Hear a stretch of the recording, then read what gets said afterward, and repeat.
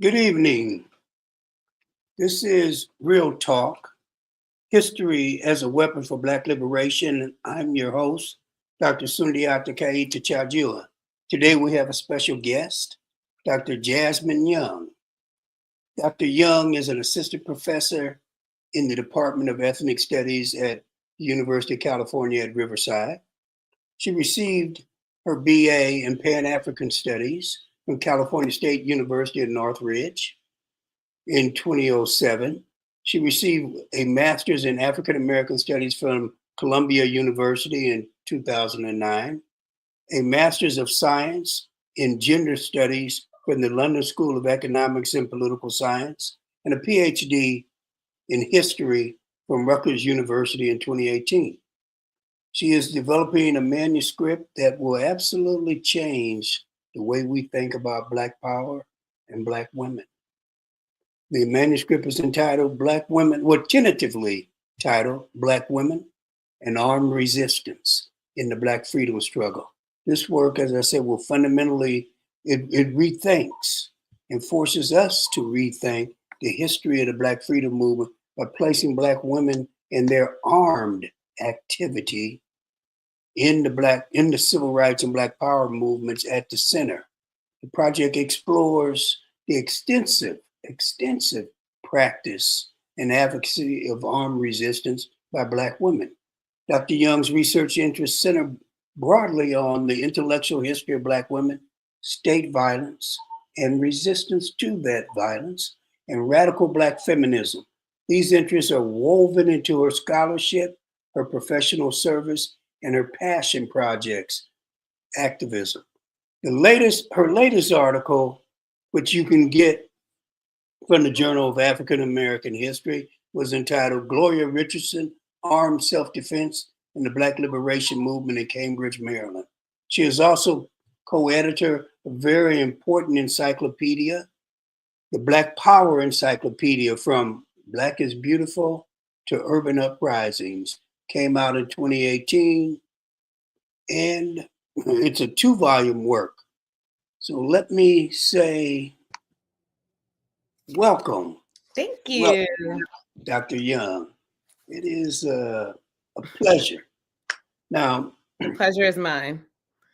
On Real Talk, we try to keep it colloquial. So we dispense with the formal titles and we just go by name, brother and sister, that kind of thing. And what I'd like us to do is have a conversation. I mean, some of it in the beginning might just be question and answer, but I'd like us to really dialogue. And I want to urge you to be both comprehensive and succinct, right? You should know, you know me, so you know I will interrupt. Sometimes I'm interrupting to get you to move on. And sometimes it's for the purposes of raising challenges, right? Mm-hmm. And I will also, push you to clarify. Now, I'd like to begin with trying to help the audience get a sense of who you are. So I begin with biographical questions. And so I've always been a devotee of Bill Cross's negrescence theory. Mm-hmm. And let's take a moment here. Bill Cross died on December 6th after a long illness. So let's have a moment of silence so that we can think about Cross's contributions to Black studies.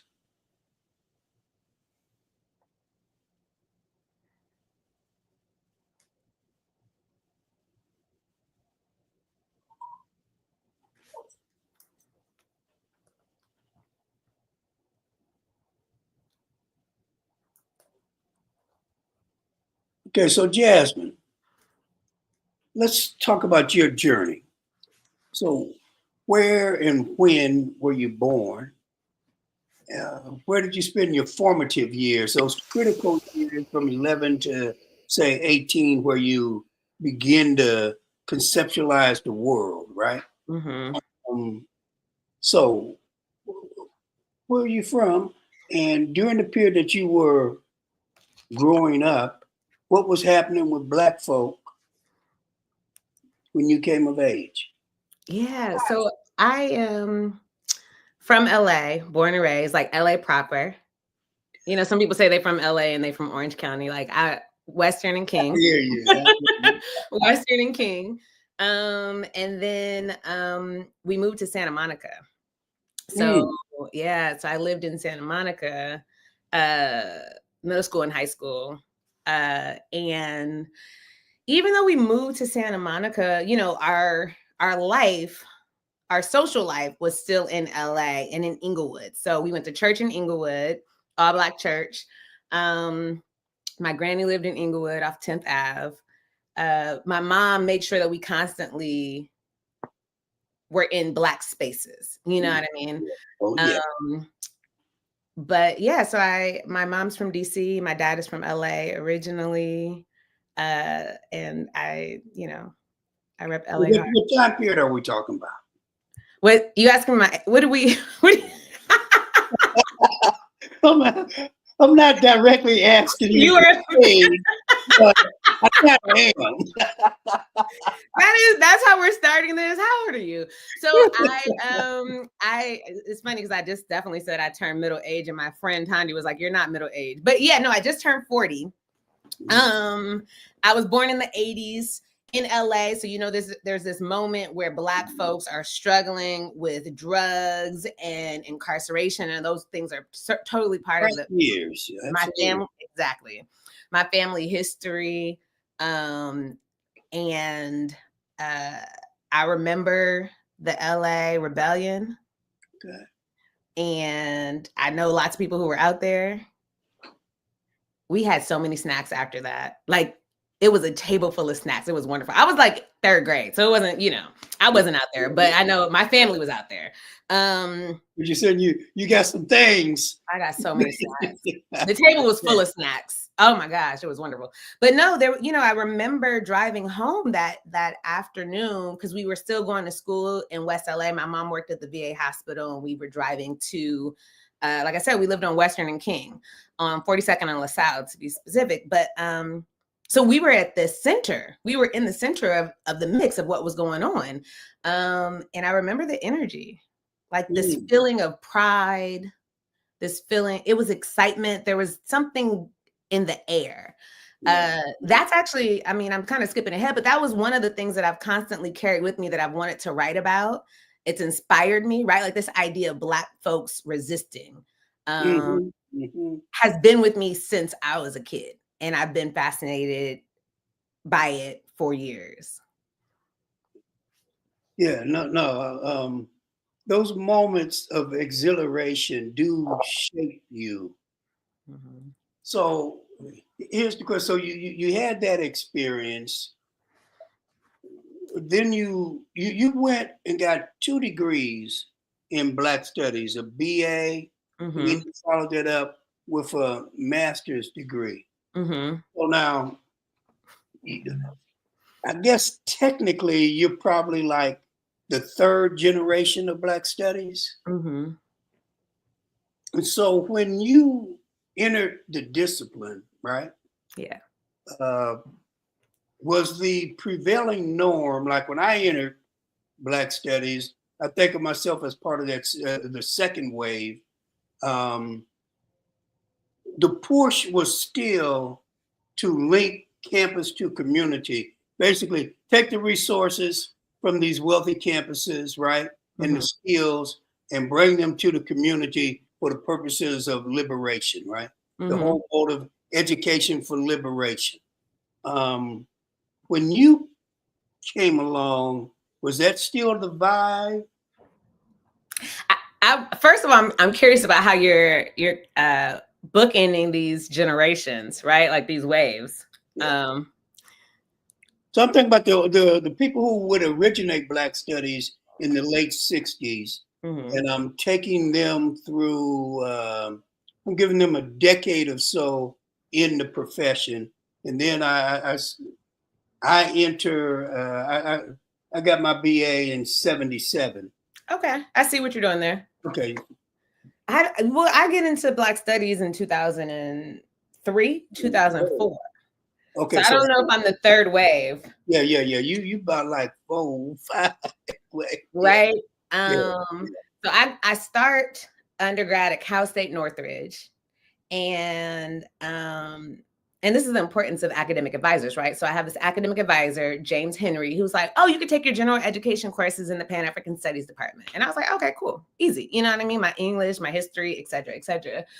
And I got into these classes and I was like, yes, okay. And it wasn't my first time having Black professors or teachers. I had grown up having Black teachers. In fact, when I was in high school, we had an African-American English course that was an elective, right? Mrs. Roberts taught that class. So I had already had the formal kind of education of Black folks in the classroom. Were you exposed to Black studies content in high Black school? literature. In literature, okay. Black literature, right? So it was a African-American English course, I think, in high school. So when I got to college, I was already kind of familiar with certain things, certain people. In church, we talked about certain, there was these Black history moments, and we learned about Black people. What I'm suggesting is that like Black subjects were not new to me by the time I got into college. But what was really significant was that I found my people, right? Like I found my community of folks who we were all just like in it together. We were reading and arguing and debating, and what was happening outside of the classroom in what we call, did we call it the Black Lab or the Black Hole? Well, we had a space, right, where us as students could get together, write our papers, organize, work together, and that space was really important. Was this like a Black Culture Center, or was this just that y'all took in the library or somewhere? It was a writing lab. So the Pan-African Studies department had a writing lab that was specifically for the department. Okay. And so we were able to go there, and the tutors, the writing tutors, had the key. So we were there all night. You know what I mean? We'd have our coffee, we'd had our snacks, and we were up writing papers, reading each other's material. Y'all built a real intellectual community as undergrads. Yes, as undergrads. Yeah. And so it's there that I'm introduced to, there was a professor, Obina, who taught a African Model AU class, Model African Union class. David Horn taught Pan-African, like a theory class. Okay. I'm learning about Maya in undergrad. Yeah. Okay. Karen Stanford takes us to NCBS as undergrads. See, that's when I met you. That is when you met me, yes. And I was doing hip hop at the time. Yeah. No, right? So you have these faculty members who are clearly overworked, right? Like they're teaching a 4-4, but they're committed certainly to the students who would show up and would want to do the work. And there was a connection to the community. There was a connection to, or this idea of community engagement and academic excellence that was there. It's also an undergrad that I'm meeting folks who are at Georgia State, right? And the Georgia State AFAM department was popping in the early 2000s, right? You had Charles Jones, AK, you had Jonathan Gales, all of these folks. So there was all of these other kind of connections that I was making as an undergrad with the field, right? Like with people in the field, and that was super significant. Yeah, it was a time. No, it was. So here's my question that I've been trying to get to is that so you got your degree, your first degree 16 years ago. Yes. And how has Black studies changed as a discipline since you were incorporated into it? And I'm specifically concerned about your thoughts about how the problems that people are engaging the questions that are being asked and the methodologies that are being used and the orientation of the discipline that's dominant today. Yeah. What are your thoughts? How does it relate to what you were the community of scholars and activists that you were incorporated into as a young student? So I think that some of the issues we see today in Black studies are the issues that existed in 68, right? In 69, right? Like and I think Jonathan Fenderson kind of deals with this in that piece that he wrote about like these three different mottos that you see in Black studies. Right. Right. The Harvard motto, the Yale motto, and then you had the Cornell motto. Those questions or that structure, that formulation is part of why we see what we're seeing today, right? Like the university's response to Black studies does not align with Black studies scholars' desires to see Black people free. Right. And that has not changed. What has grown is you have more people with Black studies degrees, and then you have more people who don't have Black studies degrees who don't understand it as an intellectual project, and they just assume if they do work on Black people that they're doing Black studies, right? Like they're not even engaged with the. They do studies of Black people, they don't see Black studies as a discipline. No, and don't even understand the difference between discipline and field, and don't understand the origins, right? And the big questions and the theories and the major kind of people that come out of the field. And that is disappointing. And it makes me super frustrated, and I get super irritated. And I'm also, I think there's still continuous pushes on university campuses and colleges for Black studies. Mm-hmm. And I wonder if that is what the push needs to be. I'm not saying it doesn't need to be for that. So what are you suggesting here? I'm suggesting that we think about 50 years later, 60 years later, what is the project doing and not doing? And is a department getting us closer to what we hope to see? That we need. Questioning whether or not the department model. I know that at Cornell, James Turner pushed the center or the institute as a preferred model over department. Yeah.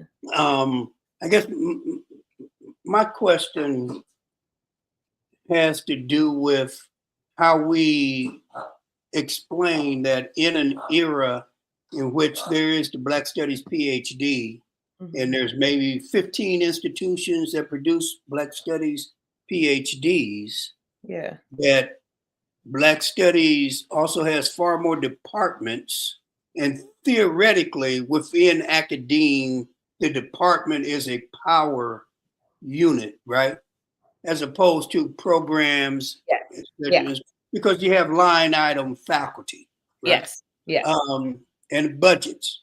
Yeah. How do we explain that as Black Studies has increased in number of faculty, number of institutions with Black Studies, number of departments versus programs, that the product is further removed from the ideal of the founders, and that we have more people in Black Studies who are, as you indicated, doing studies of Black people rather than Black Studies. So I guess what I'm saying is that people who get degrees in Black Studies are not necessarily the people who get hired to teach in Black Studies departments. Yeah. I had to, my homeboy asked me this years ago because he had a degree in Black Studies. And I had a degree, or I was getting a degree in history. And he was like, what's your thoughts on me getting the job versus you getting the job? And I think it's a valid question, right? Like a lot of these departments are filled with historians, certainly. And I'm trained as a historian, but I have a Black Studies background, right? Like, and I'm clear about the reality that Black Studies is a discipline. And I can't say that everyone understands that. And I think that that's what we have to figure out. How can we get at that? Like, are these folks Black studies folks, or are these folks, folks who do work on Black folks or Black people? And I think the distinction is important, especially if we want to see where Black studies is going in the future. And are you committed to the discipline? Are you engaged in the discipline? Right? Like, are you going? What do you mean by that? So, and I haven't been to NCBS in a few years, I'll be honest, because it's just too many conferences, so I'm just overwhelmed. But if we're thinking about, you're a historian. But like you, I've got a Black studies background. Exactly. But could you go to a history department, try to get a job, having never gone to any of the history conferences, not publishing in any of the journals of history, African American history or otherwise? And that's what I'm saying, right? You said get a job, you couldn't get an interview. You couldn't be considered. But in Black studies, that's not the case, right? So you have people who are all over the place, but are not engaged with the field, are not engaged with the discipline, and that I have an issue with. I think that that's problematic. I think that's a huge issue, right? Like, no other place can you do that. But in Black studies, it's supposed to be okay. I had basically a revolt when I was leading the department at the University of Illinois. First, it was a program when I first came. And I imposed that when it comes salary time, your raises are dependent on, if you have a joint position 50-50, then when I look at your accomplishments for the year, 50% of that had better be going to a Black Studies conference, right? Mm-hmm. And you need publications in Black Studies journals. And that, and people were angry and saw it as an imposition. Mm-hmm. And I just feel like we've not imposed what you call engagement, that you must be centered in this field in order to draw your livelihood from this discipline. Yeah. It's and they don't even know it's a discipline. They don't know about conferences in Black studies. They don't know about Black studies journals.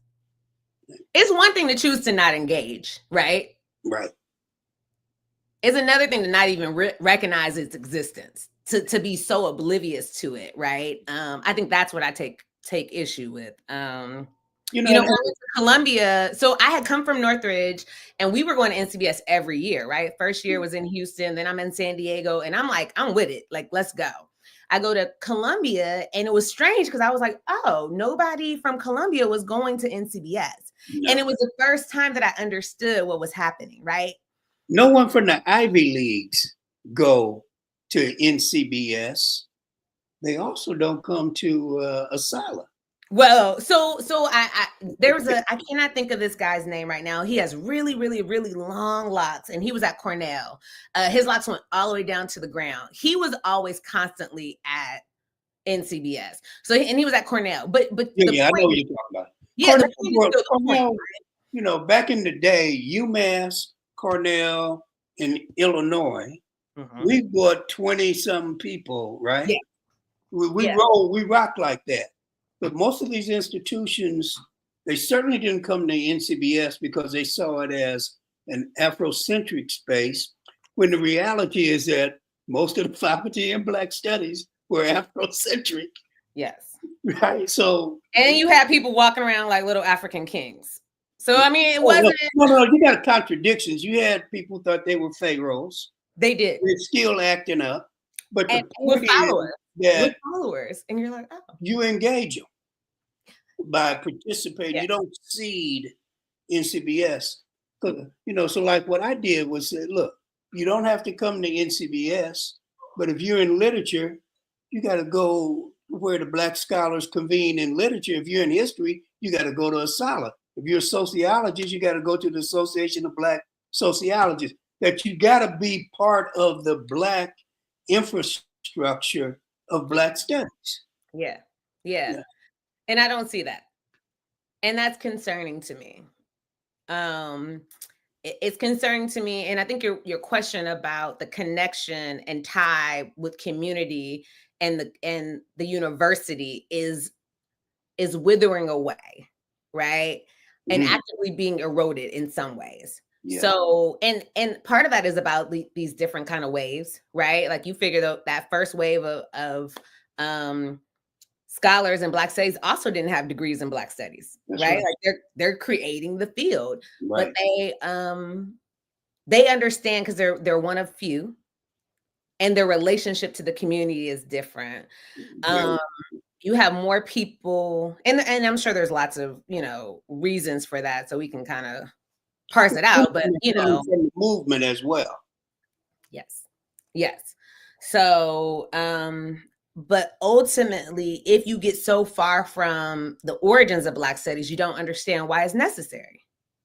Right? You think it's just about doing whatever project, you fancy, as opposed to understanding, Marable talks about Black studies as prescriptive, descriptive, and corrective. Right now, regardless of whether you agree with this framework or not, but he gives us, and many of them do, give us something that like, this is what we are doing here.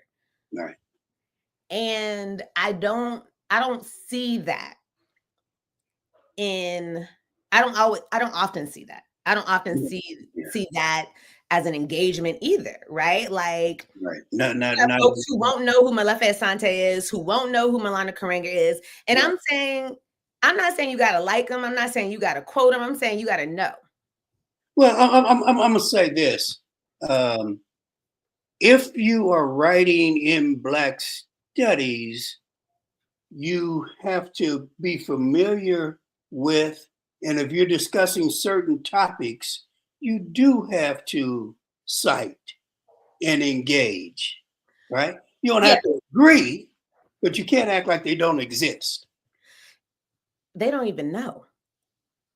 Ooh. They don't know who they are. That's what I'm saying. We can't even get to citing and engaging because they don't know who they are. Ooh. It's a complete erasure. And it's strange because in the discipline of history, like there's like, you may not have read all of Blassingame, but right? You know the contribution. You know why that argument becomes important. You know the Dunning School. You know why that argument is important. You can map that genealogy, right? That's right. No. You must know the intellectual tradition, the genealogies that are resonant within history, within political. Yeah, absolutely. You're not in the discipline, and people tell you you're not in the discipline if you don't know that. Yes. Yeah. And that's what I'm saying. I don't see that. And that's concerning to me. So how do we turn this around?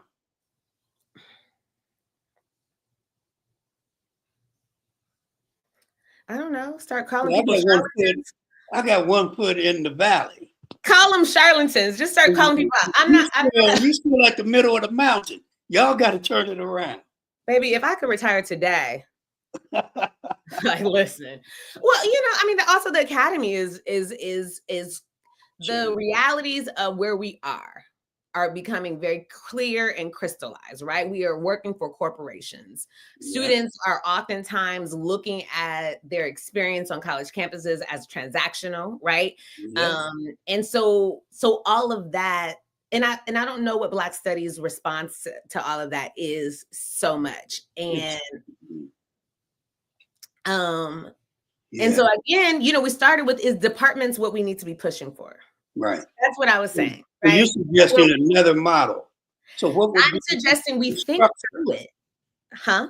What would be the structure? I'm suggesting we start asking questions and thinking through it. I'm suggesting that Black studies comes about in a particular moment in time, and it's important and it's worthy. And now we're in a different moment in time. And is Black studies the answer to this moment in time? Or are we in need of something different and new, right? Like, are we in need of a reformulation? I mean, part of what I love about the Black Power moment is that everything is experimental. Mhm. People were in a room throwing stuff up against the wall. Like, let's see what sticks, right? Like, we've assessed where we are. We understand what we need. Now, how can we meet those needs? I want to see more of that. Okay, I got you. Because the Black students at my university are trying to get degrees that lend itself to a job, a high-paying job, right? Like, the amount of debt that students are dealing with, like all of these things go into what the students are learning, what the students are feel like is worthy of their time and energy. And yeah, it's just different. Yeah, I want to come back to this because I think that the threat to Black studies is extremely great. Even in its weakened state, Black studies still poses a threat, and that this moment, the Trumpian moment, the fascist moment, is a moment not of incorporation, but a moment of being pushed out. And I see the number of Black students in colleges and universities, PWIs, historically white institutions, getting ready to shrink drastically. I see the number of faculty being able to shrink drastically. Because when these people say DEI, that's more of a concept. Yeah. If you make it institutions, then the institutional basis on a college campus that reflects some notion of Blackness is going to be the cultural center and the Black Studies department, and then some office that's called DEI.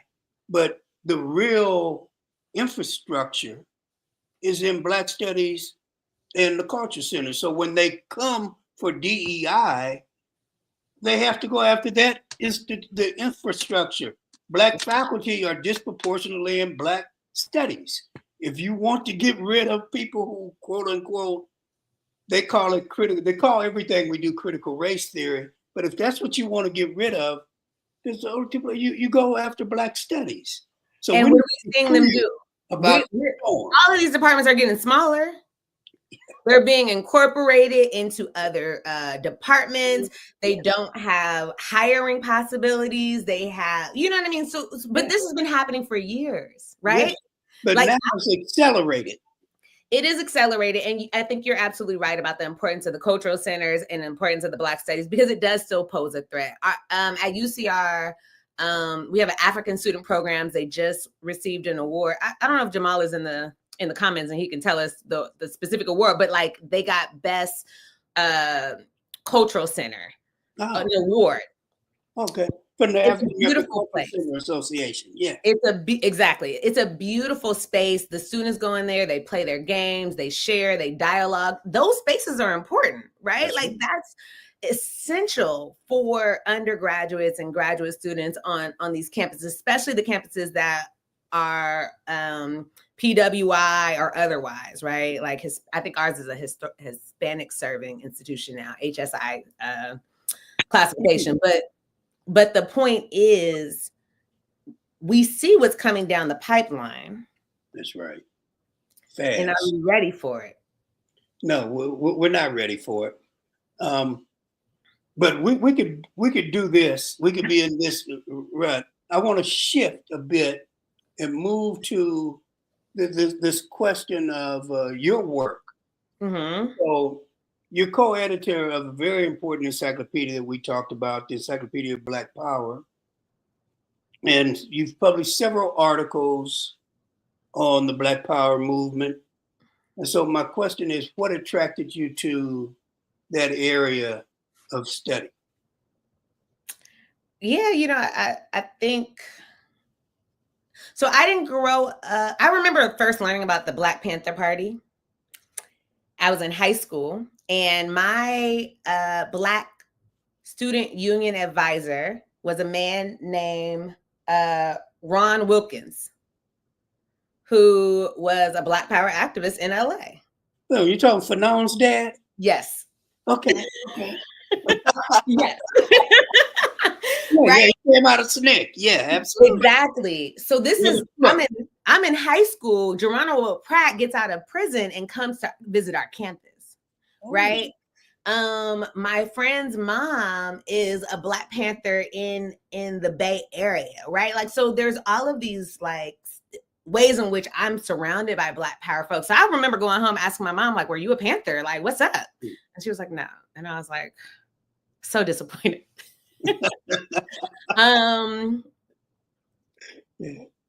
It's this moment that all things are possible. And if you read the material from the moment, they believe the revolution is coming. Oh, absolutely. It's happening. And they are best suited to restructure society. Mm-hmm. That is an idea that has continuously fascinated me and sat with me, because I think that a different world is possible. Okay. I can absolutely see why that would be attractive to someone, the idea that we can in fact remake the world. Yeah. And it was so wonderful to learn about, the Panthers programs. Survival programs pending revolution. Yes, but like feeding children, right? Yeah. Like, and then I had a homeboy who was one of the kids who ate at the free breakfast programs. And I'm like, oh, wow, like, where are these kids? But like the idea that we could remake society, the idea that it didn't have to be like this, in Los Angeles, there's 75,000 homeless people right now. Yeah. San Francisco is equally as bad. And we're talking about a country that doesn't have to have homelessness, right? Like a country that doesn't have to have food, deserts, etc. Like these are all constructed. These are choices. These are choices, and they're constantly being made. And so, the Black Power movement is a moment where they're like, wait a minute. Yeah. So I get it. I mean, it's always important to look at the last high tide of struggle and draw lessons from that. So that makes sense to me. But so I see the attraction to the field, but you've got a very specific research itinerary. Yeah. And what I surmise, you can correct me if I get it wrong, is that your research itinerary is to reinstate women in the Black Power movement, but to do so in ways that center them in the armed struggle. So one question I kind of have is this: how does your work build on that group of folk in the early 2000s who inaugurated what they call Black Power studies? So Peniel Joseph, Hassan Jeffries, Rhonda Williams, and others. But how does your work build upon and differ from that work? And then, very important book came out maybe 5 years ago now. Ashley Farmer's book on Black women and Black Power. How does your work build upon and differ from Ashley Farmer's work? I mean, so yeah, Ashley Farmer's book comes out in 2014, 2015. Is it that long ago? Don't quote me on that, but okay. It's one of the first, right? Actual book length on Black women, yeah. On Black women and Black Power. Yeah. So there's much work to be done. Certainly on, let me see. I want to get it right. 2017, excuse me. Okay, but yeah, so you have Ashley's work, and this idea of kind of these archetypes is super important. And she's looking at, the Third World Women's Alliance. She's looking at the Black Panther Party. She's looking at women in these different organizations. Right. And it's very important because we don't have many texts. I mean, the beauty of the work should be a plethora of ideas and concepts out there in engagement and conversation. So my work builds on what she's done because first of all, we need more, right? So like I write on the Third World Women's Alliance. Kendra McCrae, I see her. Doing something, is doing a biography of Fran Bill. Exactly, right? So Fran Bill is one of these exceptionally important people who come out of the Third World Women's Alliance, which was initially an auxiliary of SNCC, Right. the Black Women's Liberation Committee. Right.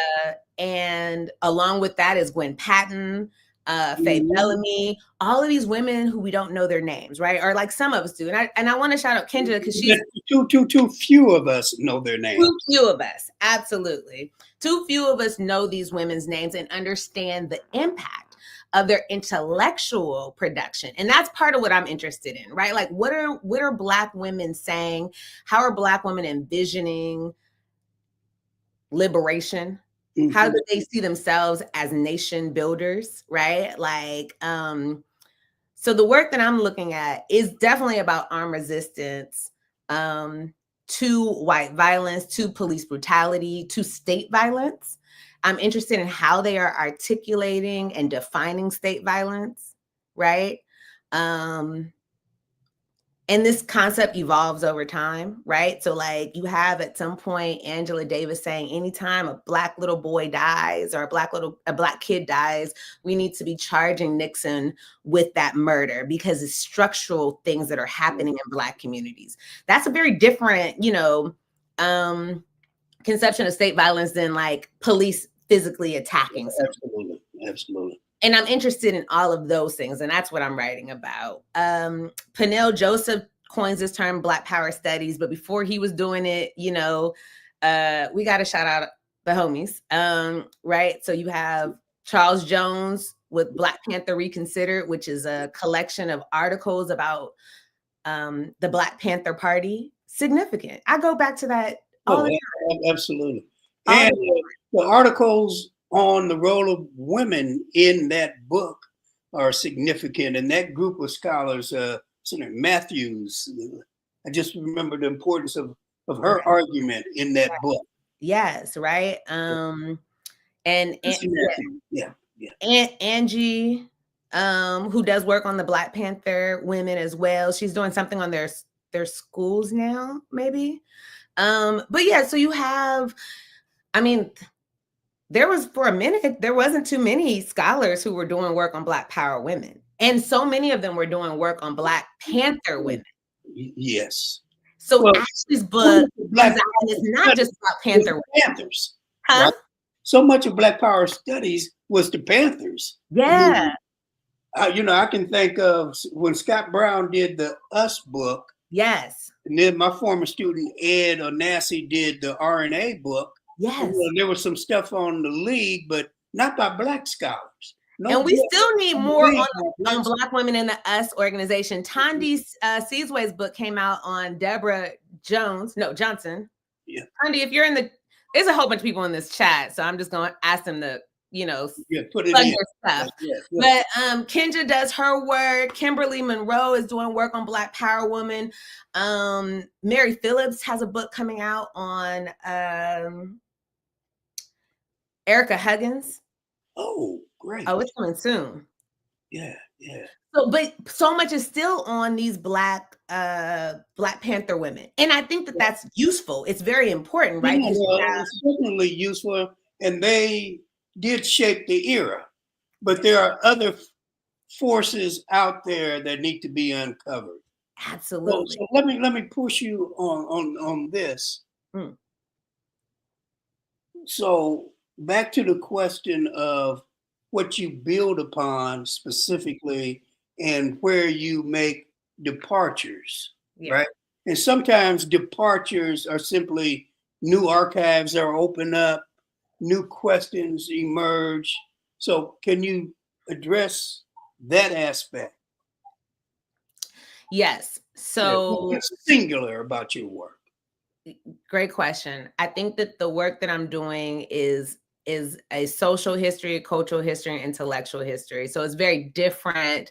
I think that Ashley's work, for instance, certainly is an intellectual history of these Black women in the Black Power movement. But she's also, again, kind of putting forth these archetypes that I don't necessarily know fit always, right? So you had women who were claiming to be revolutionary Black women who weren't in that particular organization that she has kind of grouped them in. But then you have, Peniel Joseph's work is kind of fascinating in the sense of his liberalism. He starts going off on Malcolm X being the same as, that Obama is in the spirit of Malcolm X. And I'm like, whoo, the way that Malcolm has taken flight, right? And moved so far from who he was and what he believed. So I'm definitely moving away. I mean, that's not what I'm building on in that regard. Specifically, radical women. Yes. Yeah. Okay. I'm specifically looking at women who have an analysis of the political economy, who are talking about the ways that capitalism is impacting Black people's lives, who are looking at Black liberation as a way forward that includes armed resistance, but also includes a critique of, not just the government, but exploitation of Black women and Black communities. That's very important in the work that I'm doing. So you basically, even though you and Sharice Burton-Skelly do different eras, there's greater symmetry between her approach of radical Blackness and what you're doing in the Black Power era than, say, with many of the other people who are writing on Black Power and Black women in Black Power. Because I don't think of I think that there's a difference between a book that's important and a book that is really high quality. If you're the first out there, it's important and we must go through that, but it doesn't necessarily indicate that you've provided us with something that is empirically rich and theoretically compelling. Right. Yeah. And I think we're about to see a wave of scholarship coming out, which will be really interesting, right? Because then I think we're going to get far more of that. And we need it. Good. We absolutely need it. Again, there's Robin Spencer's book on the Black Panther women is also came out on, I think they came out about the same time, like maybe 2017, 2018. Yeah, I think Spencer's came out earlier, but yeah. But we need more. Absolutely. And it's coming. And then we can have the rich debates about what's happening, right? Because there are a lot of women who didn't want to be a part of the Panthers. Right. They were like, that ain't really for me. The Panthers had a lot going on. And of course, Kimberly Springer's work on Black feminist organizations is super important too. These are texts that I continuously go back to because I am building on them and I'm in conversation with them. I think that what readers will see in my work are all of these little known or unknown, relatively unknown Black women who are local to Mississippi when I'm talking about SNCC in 1965. Who are bringing people into their home, who are protecting civil rights workers and really expanding, these civil rights workers, volunteers' ideas about nonviolence, right? Which is a foreign concept. And then those Black women who are in the organization, who are pushing the organization forward and pushing these ideas about Black power, Black feminism forward, even if they're not using that term, Black feminism sometimes. One of the things that I always thought was extremely important in your work, they're making the argument that Black power emerges both from inside the civil rights movement and is imported in through Black nationalists, right, externally. That one of the things that your work does is really shows the ways in which Black power explodes from within civil rights because of those completely unknown women that you recover in the South who play a foremother role with SNCC activists. And especially on the question of, look, down here, you got to protect yourself. Yeah, absolutely. Absolutely. Not only are they protecting themselves, but they're also expanding our ideas about leadership, right? Yes. They are expanding, and some of the work that I'm kind of thinking through now is like care networks and what it means to do like that kind of care work amongst Black women and for Black communities, right? Which also includes defense. Absolutely. You know what I mean? But yeah, so you see there's all these debates about Black power being Northern, born versus Southern born. Those are not the questions I think we're fascinated by now, right? Yeah, that's been imploded.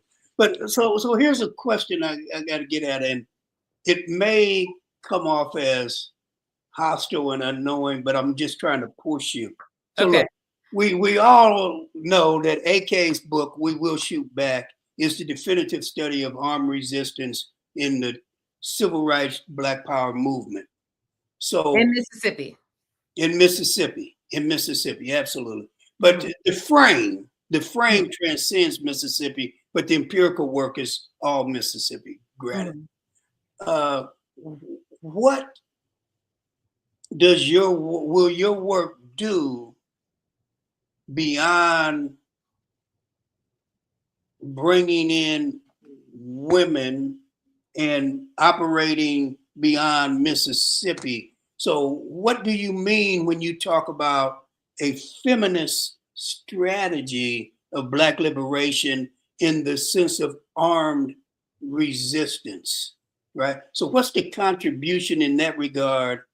That gender is obviously central, but beyond just bringing women in, how do you get to something conceptual? What is this feminist strategy for Black liberation in the armed struggle? Yeah. So I'm not making Kool-Aid, right? We're not just adding sugar and stirring, right? This idea of just adding women to the story and then it's ready-made and mixed. When we look at women and we start with Black women and we center Black women, the whole story changes automatically, right? By virtue of the way that we have to do the work. And I was just having a conversation earlier about like what it means to look for Black women, even in the SNCC documents, which are plentiful, right? Like there's thousands of them.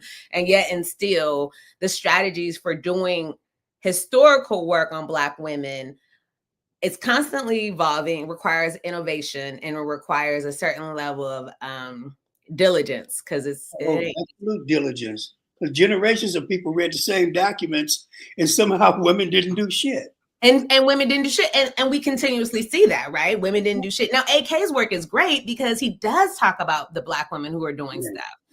Yeah. But yet we know Amzie more, right? Like we know his name. We know Sam Block more than we know Margaret Block. We know, Steptoe more than we know Laura McGee. So there's still parts of this story we don't understand and we don't gather. Filling in the gap is important. Filling in the gap is important. More than just fleshing out the story. Yes. You're changing the narrative. And that's what I want you to talk about, how this feminist strategy of Black liberation in Australia, what is it? Well, so I use that term, or I'm thinking about that, particularly when I look at the women who are in the Third World Women's Alliance, because what they're interested in doing is saying Black women will guide. They will be the revolutionaries. They will be the vanguard. And if we think about that in connection with Black women saying, when and where I enter, the race enters with me, right? Which is like 18, when did Anna Julia Cooper say this? 1892? 1897. Okay. My dates get a little off. Look, I'm in the ballpark. I might not have it right, but in that era, yeah. Yes. So you have these Black women who are saying what Black women have been saying for quite some time, which is that we have to be included and we are forerunners and we are thinkers, we are builders of what we want to see happen. And when you get to the Black Power movement, when you get to the Third World Women's Alliance, they understand that armed struggle is necessary for us to get to the next level. And they're saying we are the ones that can do that. And so then they start to organize and what I would say cultivate other Black women and then ultimately other women of color to be revolutionary women.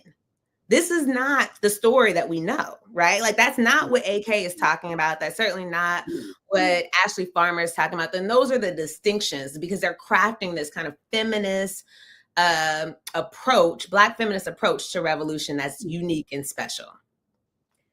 Even outside of the United States, there's not work that's done on Black women and armed struggle. Even on the African continent, you don't have a lot of, even though, we know the role that women played in those liberation movements, but you don't have much work on them. You don't have collections of them, right? So I get that, and that's important. I want to kind of move a bit, and I want to talk about another aspect of what you're doing. I would call this your second project.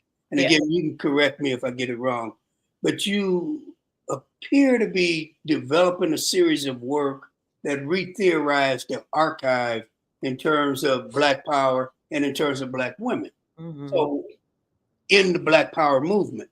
So explain to me what you're trying to do in terms of creating this Black Power digital archive. And again, you're also throwing out this concept of a feminist archival methodology. Can you talk about that? But let me say something first, something that troubled me. There was a few years ago, I use a lot of primary documents in my course. And so just using this one example, Thaddeus Stevens' HR 29, the actual legislation, right? Yeah. I used to be able to just go online, find it, and put it on Canvas for my student to have access. Yeah. Well, 2 years ago, I went searching for it. I couldn't find it. And what it seemed to me is that a number of documents that we used to be able to just pull up on the internet, we can no longer pull them up. So I'm fascinated by your effort to build this archive, because I think these people are systematically using an algorithm that either pushes our radical stuff way down, or they're erasing us from the internet. Yeah. I'm paranoid, but that's what I think is going on. Yeah, so I was the origin stories of the project is that I'm a grad student at Rutgers, and I'm like trying to do a project, trying to figure out the project, and I'm looking for oral histories. And there's like, at the time there was probably like 1,500 repositories that had civil rights oral histories. Okay. And there was nothing dedicated to the Black Power movement.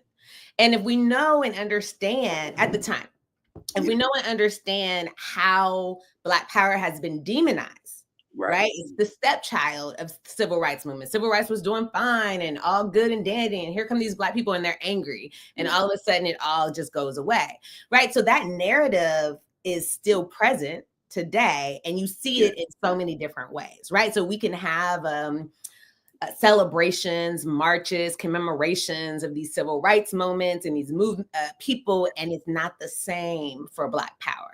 And I think Black power is the most generative moment. Oh, absolutely. The most generative moment that has resonated further in terms of, what we live in now. So much of the basic structure, you don't get a congressional Black caucus, the liberals. Yes. Black power. You don't get Black studies. You don't get any of it. On and on and on. This moment we live in is shaped by Black power more so than by civil rights. So absolutely.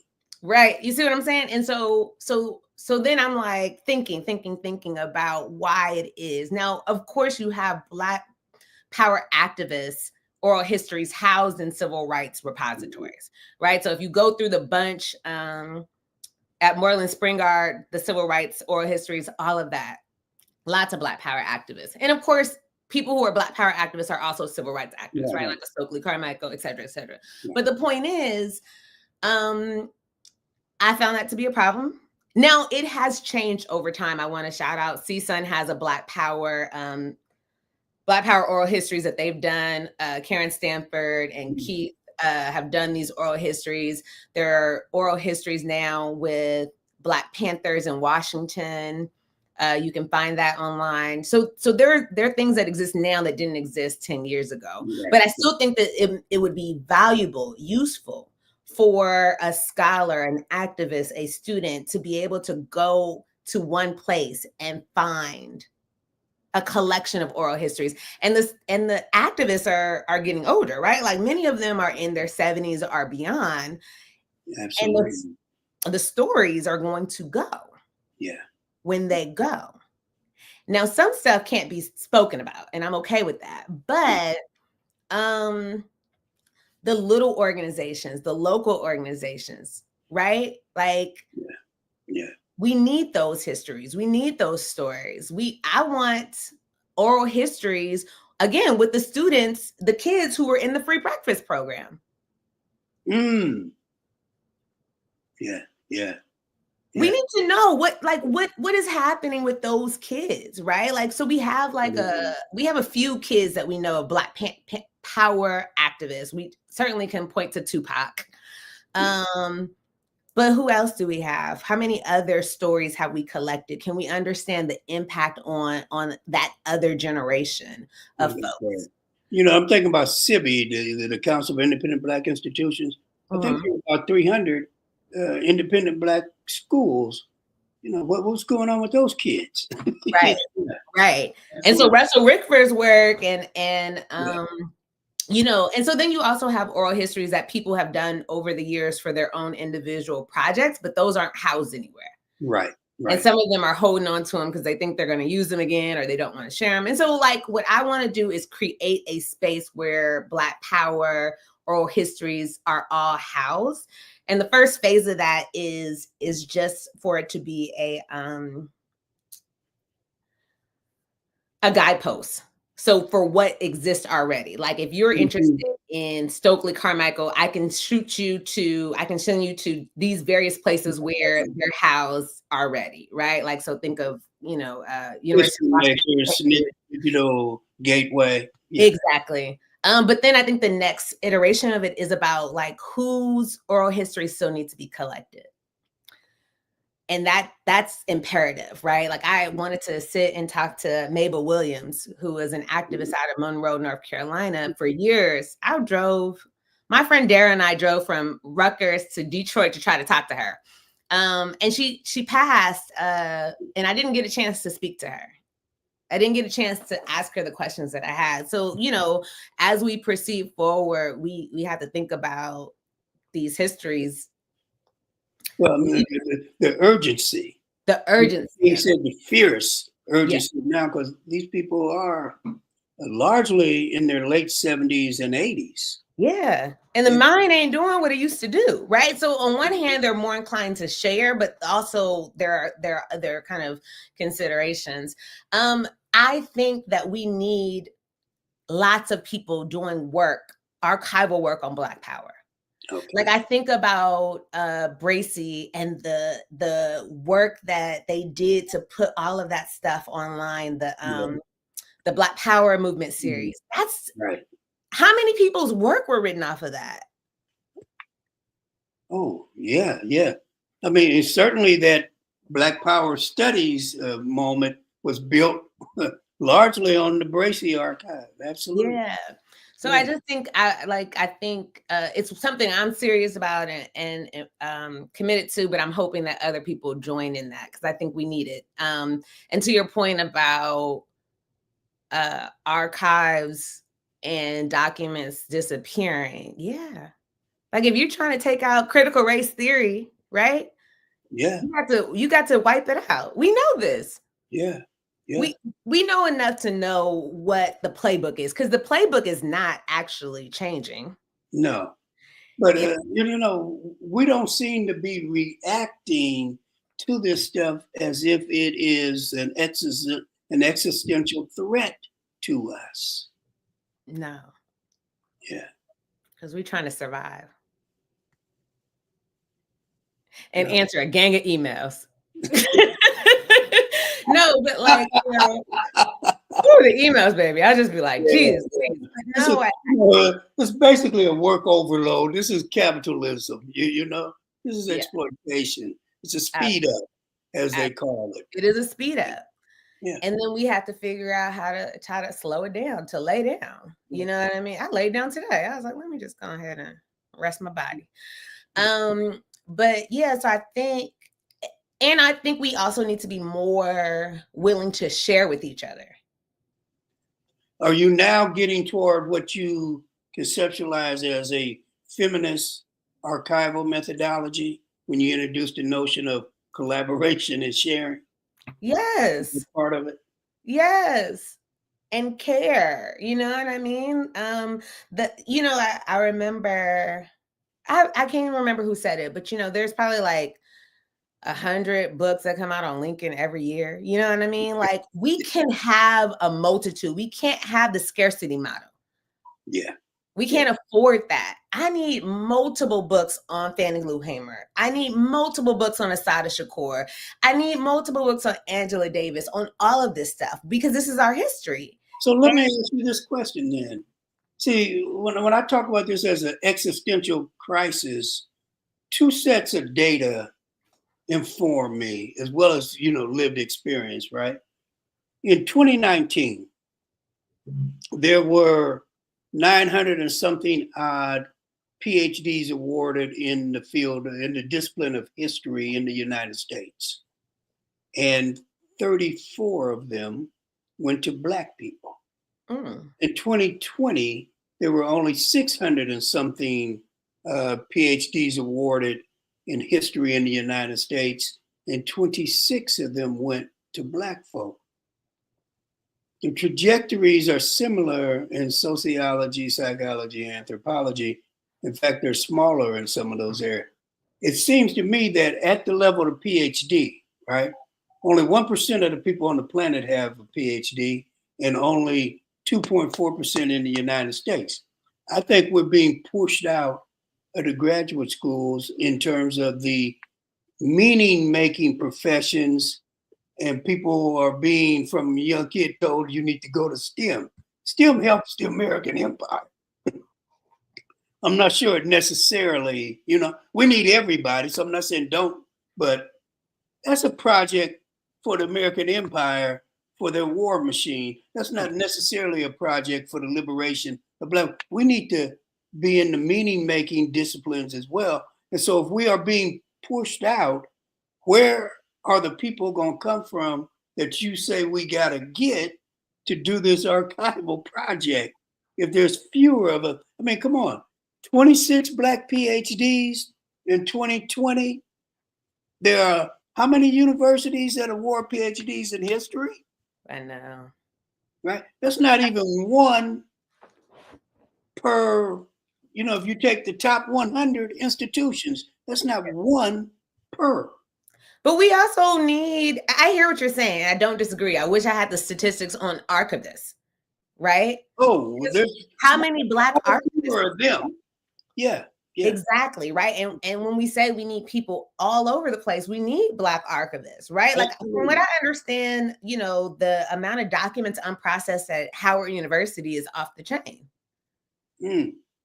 And I would imagine that if Howard is experiencing that, then all of these other institutions are also experiencing that. Part of what the struggle of doing the work is that, like, I write to a community college in Trimble or whatever, and they're like, well, we're closed for this and that and the other. Circle back to us in August. And I'm like, girl, like, right? It's not easy. There's access issues. So while we need people, and I like meaning-making degrees, I love that framing.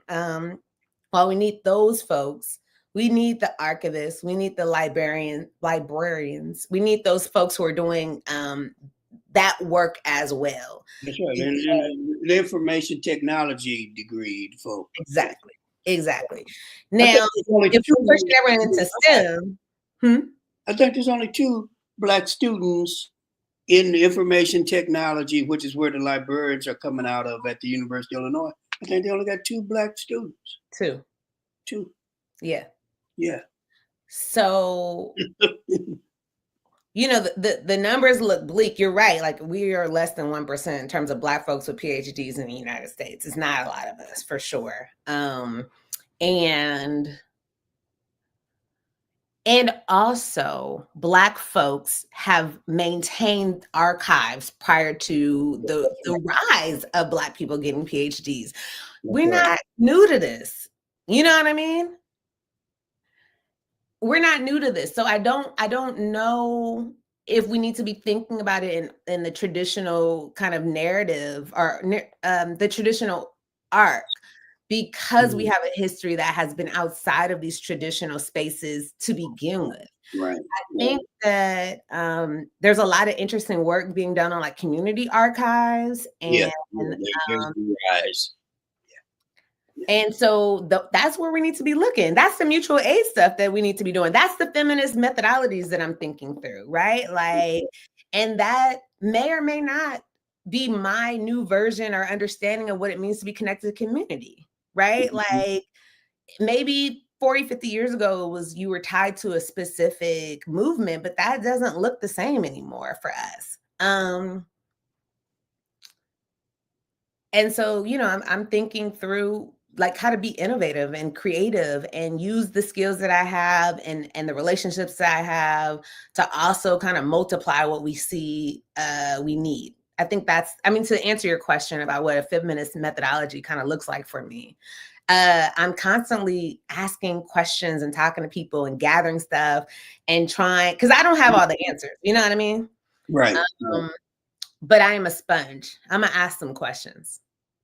I'm going to find some information, and then I'm going to try to share as much of it as possible. That's probably equally important, is that you share and collaborate, and that's key to where we are at this moment. Yeah. So I want to ask one more big question, and then I want to go to the chat and see what kind of questions and comments we have.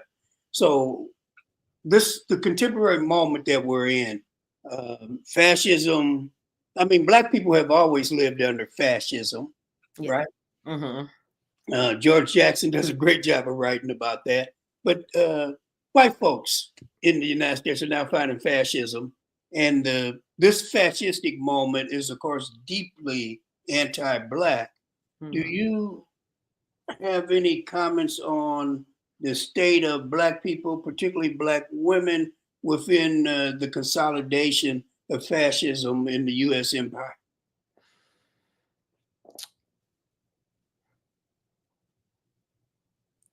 Do I have any thoughts on the state of Black folks in this moment in time? Yeah. Post November 5th. I mean, you know, many of us saw this coming. I think that there were, you know, this is a tricky question to ask.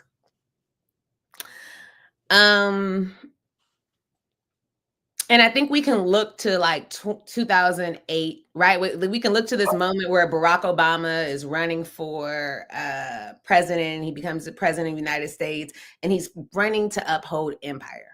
Yeah, absolutely. And Kamala Harris is running to uphold empire, right? Because when she says she had the Glock, she ain't talking about the Black, the armed resistance that I'm talking about. She's talking about something very different. So when and Ruha Benjamin, I think, says this really well, like when we stop looking at, somebody in the comments help me out, like Black faces in high spaces or whatever. Yeah. Black seats and Black butts and seats. Something. We can't afford to assume that Black folks who ascend to certain levels are going to have our best interests at heart by virtue of them being Black. And we have learned that over and over and over and over and over and over again. And we are our own best help, right? Like, I think that mutual aid between Black folks is super important. I think that sharing and collaborating has been what has sustained us for so long. I think as we move into this moment, January comes, we are not, some of this is not new. And that's why I love history, right? Because we can go back and be like, oh, we've asked these questions before. Absolutely. How have we addressed it before? What worked? What didn't work? What in that historical moment was specific to that historical moment that we might want to think about now, differently or otherwise? Right. So I think we have to figure out how to resist capitalism in all the ways we possibly can. It's super hard. Yeah. And very difficult, but not impossible. And so maintaining hope, but like not the hope that Barack was peddling, but like real, the real idea that a different world is possible. Because like, y'all, we are living under capitalism and it's rough, and we don't have to live like this. Yeah. And we're living under capitalism in crisis. In crisis, yeah. So one of the things I do want to point out is absolutely Kamala Harris is running to uphold empire. Anyone, all the Negroes in Congress is upholding the empire. But strategically, what I thought the Biden-Harris administration was trying to do was break with neoliberalism, right? Mm-hmm. Tax cuts, privatization, deregulation, and deindustrialization, and move back toward 1960s type of liberalism that was rooted in strengthening the working class. So bringing manufacturing back, right? So I thought that was a different strategy than the fascistic strategy of the Trumpers, right? Just open up the coffers to the billionaires and let them just rape folk. They definitely about to rate it all. That's what you thought. Yeah, that's what I thought. You thought that they were trying to get back to the working class manufacturing. Baby, automation is happening. Yeah. I live in LA. They got Waymos. Cars are driving themselves. Yeah, the future, and if we look at what was happening in Detroit in the 60s, the question of automation has always been the question of what happens to Black people's jobs. We actually don't need jobs. It leads directly to the marginalization of Black labor. Yeah, yes. And in an earlier period, it made things worse, i.e. the cotton gin made things a hell of a lot worse for us. Absolutely. But now it leads to deproletarianization, the loss of jobs and subproletarianization, right? Okay. So we got to think about that. But look, I want to give our audience a chance. So quickly, do you have any announcements or any last statements or comments you want to make before I go to the chat and start pulling questions? No, I don't have any announcements. There are definitely some scholars in the room I hope that I shouted out everyone's name, but feel free to just do your own plug, because I think we have to use these spaces to like highlight each other's work and scholarship. So Sith Lord Prince raises this question. Mm-hmm. Could other disciplines outside of Black studies be a part of its infrastructure? For example, Blacks in critical theory within education departments, how can it be a part of Black studies?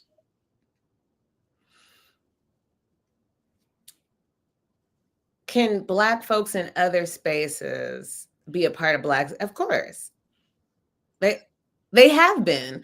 But I'm also curious about what gets, we talk in silos sometimes, right? Yeah. So I'm really fascinated about what ideas get picked up and moved along, right? Like who begins to read each other's work.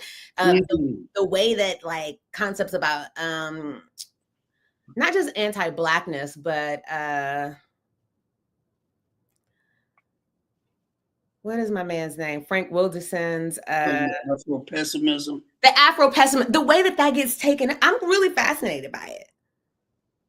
Cause like, it's everywhere and it's really fascinating. So I think, yes, there are spaces in which folks need to start coming together more and be in further conversation. I think it's difficult because you can't read everything. So how then can we take up these ideas and part of that might be about rethinking conference models. This delivery of a 15-minute model isn't quite intellectually engaging and substantive like we need it to be. So I think we need to rethink that. I think Black studies needs to rethink that, right? Like, it works for these other disciplines because they don't have the same charge that we have. So I would say that. Okay, good. So I'm looking there's a lot of kudos for you in terms of your responses and particularly the sharing of information. And then they're putting in the names of the various scholars that we were trying to think of. So here's Esme says, would it be crazy if some Black studies scholars ditch the institutions and do guerrilla education? No, it wouldn't be crazy. It would be quite lovely. I mean, I think that's the concept of the underground, right? Underground commons and things like that. Although that's been taken up. Freedom schools. And the freedom, I think the freedom schools are significant. Yeah. You know what I mean? And super important. And that model is one that's super valuable, especially in this moment when you have so many of the K through 12 schools not quite teaching the curriculum. Ooh. Is it possible for Black folks who have these PhDs to then start to create freedom schools for the summer where they teach the material that they're not going to be getting in the public schools? That's what I'm thinking about in terms of like, we're about to meet this fascist moment. And these departments are about to be, well, the university itself. Yeah, the university itself is going to be under. Right. It's amazing that the university is seen as a liberal space, right? They only knew. But what we can anticipate in some regards are things that we already know are possible. So how can we counter that? The information that you house in your mind is going to be so important in the coming years. But we can't just keep you in Illinois. You know what I mean? We have to get folks out, and we have to figure out how to collaborate and make this meaning. So I think the Zen project is really cool in terms of bringing scholars in to have conversations, and they seem to have a really good bridge between K through 12 teachers and professors and organizers. I think we see something similar with the folks out in Tennessee. It's escaping me right now, but yes, I think the Freedom Schools from the Children's Defense Fund. That's not what I was thinking of. I was thinking of the folks who have been around for many years out in Tennessee. Oh, Highlander. The Highlander. Highlander School. Yeah. I think in New York you have, the Marxist schools. Right. So yes, this idea of guerrilla education has always been important and will continue to be important, particularly in this moment as we move forward. On a positive note, the Association for the Study of African American Life and History has determined that the building of freedom schools is a priority. Yeah. So we're in the process of, we had 7 branches that offered freedom schools over the last 2 years. And now we're trying to expand it to about 20 because we see that we're going to have to educate ourselves. We've been having to educate ourselves. We're doing in these public Listen, this moment was real cute, but like, yeah, like if you look at the span of things, we've been educating ourselves. Yeah. And that's not to say we shouldn't push these institutions, but we shouldn't abandon them, but we got to be clear. We got to understand their limitations. Yeah. And that the goals are different for us than they are for these institutions. Absolutely. So someone just put in also supplementary schools, which is what we're talking about. Love I Am has a comment that you may want to react to. The rise of robot labor does not in fact free the proletariat. Instead, the system is constructed to funnel those who are working for capitalism in the criminalized justification of slavery. Thoughts? Yes. So automation does not free the proletariat or actually help. As we mentioned, I'm not saying that it does. What I'm saying is, can we imagine a world in which this idea of our well-being being tied to our labor and a job? Can we imagine a world that that's not the connection? because there's something else possible. There's many things possible. Oh, absolutely, absolutely. I find, and this is the beauty, and this is kind of full circle. So part of what is important is that we have spaces where we can just imagine a different world in community with other people. And some classrooms have been that. Community centers, on campus, the Black Study Centers have been that sometimes, right? We need to spend a lot more time thinking about what we want the world to look like. I agree. Yes, there's this. What do you do with laborers who don't have a job? Yeah. Right? Like you criminalize them. That we know this, right? And that's not to say it's a foregone conclusion or something we can't study, but I'm just wondering about listen, your boy Elon Musk said that it's going to be a gang of like carless people, driverless people driving people around. Millions of cars are coming. Again, I'm living in LA and I'm seeing the cars already. So it's coming. Yeah. And so, the things that we have to understand and what that, this is the 50th anniversary of Harry Braverman's book, Labor and Monopoly Capitalism. That's probably the best study of how technology de-skills, right, and weakens the working class. So, one of the things I'm also seeing a lot of people getting back. We see a lot of people getting back. I'm seeing more urban farmers. I'm seeing more people learning. So there's a recapturing of what we used to have. That's right. And I think that's important. I think that's the way we need to go. And I'm not saying folks need to get off the grid. I'm saying the skill sets that we need to reflect where we're going and what we're doing and our ability to survive, our ability to thrive. Our ability to control the basic life-giving institutions that affect us. That we've got to assertively move to take control of those primary institutions. We need, for lack of a better word, a proto-nationalist strategy where we're building on ourselves. Du Bois talked about building a cooperative economy in Black America. We got to return to that basic idea of how do we create something that's an alternative to capital? Yeah. At a very basic level. Yes. Yeah. I'm ready for it. Yeah. While living under capitalism. We've got the Miss Miriam Bennett writes, the Miseducation of the Negro, Carter G. Woodson's 1933 book, states we need to be in service roles to heal instead of everyone wanting to rise in power for themselves. You want to react to that?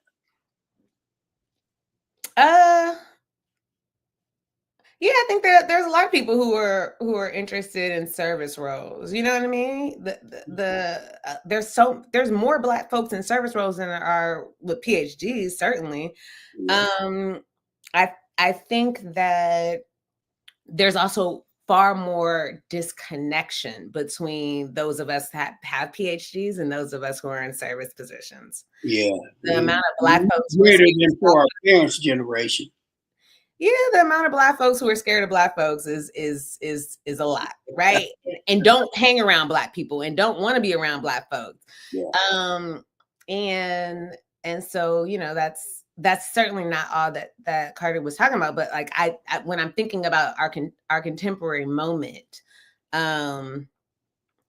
we folks with PhDs need to have more conversations, be in more community with folks who are in service. I think we're far removed. And I think that's an issue. I agree. Yeah. I agree. Absolutely. Jasmin, Dr. Young, I want to thank you so much. Thank you for coming on our show. It's wonderful to talk with you, learn from you, and get insight. The people listening have responded extraordinarily positive to your message. And at this point, I must take you out, remove me,